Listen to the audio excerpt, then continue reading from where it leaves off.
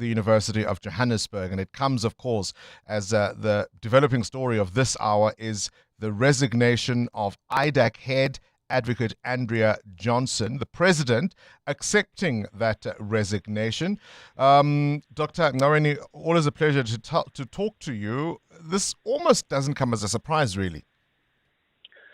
Well, it's not a surprise. It is good she has done it and the president has accepted. She was going to be suspended anyway. It was just a matter of time. There is no way that she will not have been suspended given the revelations at the Madlanga Commission.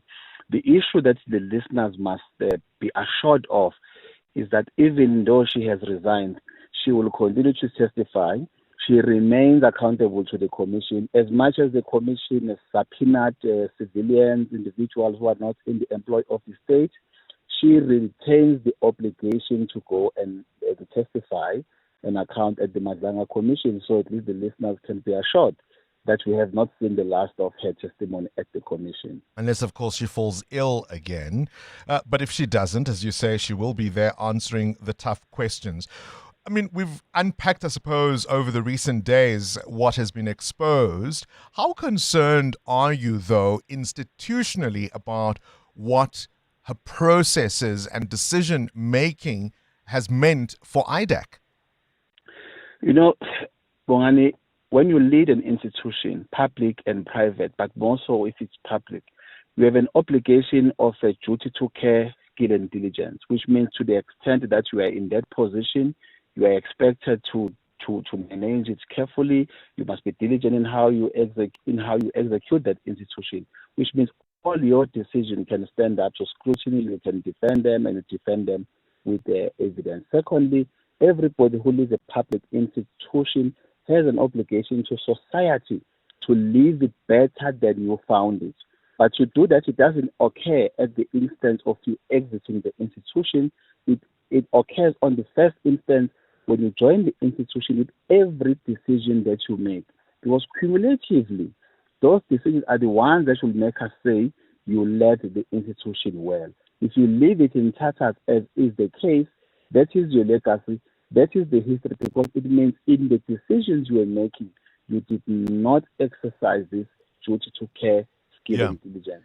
And that's the verdict at the moment. I'm quoting from the letter that she wrote. Much of the attacks, because she says there have been unprecedented attacks against her and, over the last few months, and that all of this has brought negative attention, not only to her, but to the institution she leads and the National Prosecuting Authority. And she says, much of the attacks revolve and arise out of cases IDAC has conducted against officials of crime intelligence.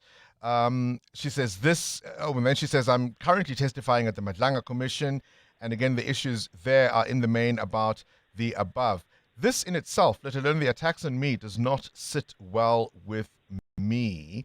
I mean, do you get the sense of contrition here? Do you get the sense of reflection here? Do you get the sense of even self-awareness of the damage that has been done? No, that's the point. The President of the Republic, acting upon the recommendations of the Zondo Commission, went on to establish this institution called IDAC. The public was very excited. We were hoping that there's going to be a specialized, a section in the NPA that is going to crack on high-profile corruption cases. And it's very specific, high-profile corruption cases. And there's thousands of them. We read them about them in the newspapers. We hear about them on 702 every day. Those are priority cases that should be dealt with, not the type of cases that the Hawks or any other ordinary unit in the police need to be dealing with. So that is what is a challenge there. To the extent that you spend so much resources, human and capital, pursuing an HR matter and then calling someone. The worst thing actually is that she called someone a token even after she had heard the testimony of her subordinate at the commission.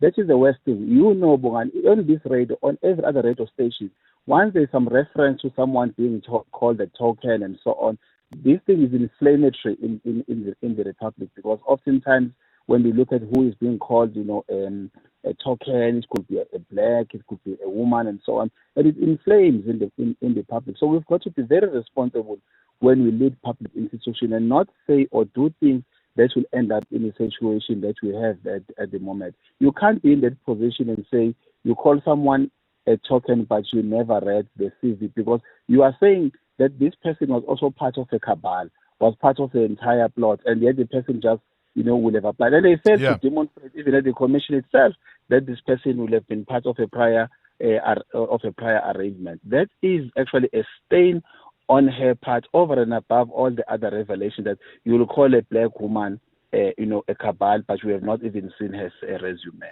Quick one, what happens to her now? I mean, does she get a golden handshake and off to the sunset she goes? I mean, can there be any censure for what we've heard? There are no golden handshakes in government. You just negotiate you take your pension in the normal course of taking your pension. Remember that she's not the NDPP, where the law is specific that you spend 7 years. If you leave, there is no pension. So there is no such a thing. She'll just get a normal pension like all other public servants who resigns before the end of their tenure, depending also on her age. But as far as the sanctions are concerned, with all the complaints against her now, those complaints will be sustained, because it doesn't mean that the case goes away merely because she's no longer in that position. Right. So there will be consequences, I think. All right. Appreciate your time, Dr. Busani Ngcaweni, Director of the Center for Public Policy at the University of Johannesburg. I mean, the pointed thing to say here is that the investigating Directorate against corruption, IDAC, was meant to be a kind of return of the Scorpios, was it not? I think so far many people might say it's been the return of the moths.